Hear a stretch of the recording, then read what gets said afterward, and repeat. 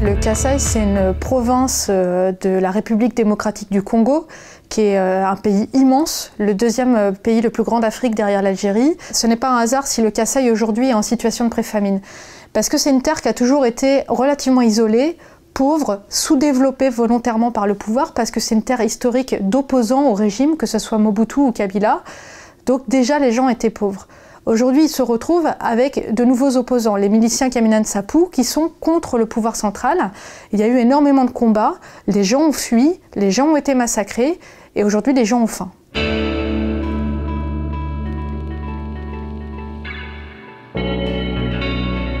C'est une région qui a toujours été très pauvre, sous-développée.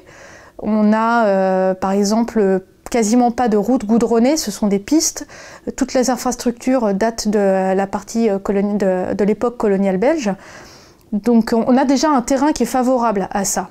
Si vous mettez des combats sur la carte, des gens qui fuient, ce sont des personnes qui ont perdu leur champ, qui ont perdu leur maison. Et donc ce sont des gens qui se retrouvent non seulement à avoir faim, mais aussi qui ont des problèmes de maladie, malnutrition pour les enfants, mais aussi malaria, fièvre typhoïde, parce qu'ils ont fui en brousse dans des conditions déplorables.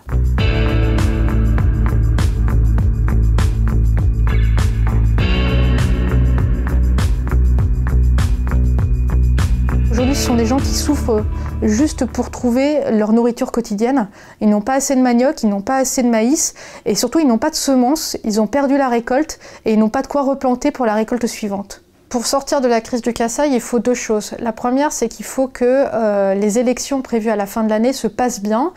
Pour l'instant, ça a tendance à plutôt mal se passer. C'est-à-dire qu'il y a des manifestations à Kinshasa et il n'y a pas eu de manifestation au Kasaï parce que la situation est trop instable. La deuxième chose pour que ça se passe bien, dans l'immédiat, parce qu'il y a urgence, c'est une situation d'urgence, c'est qu'il faut de l'argent. Et cet argent, à mon avis, ne viendra pas du pouvoir central, ne viendra pas de l'intérieur du Congo, viendra de l'aide internationale.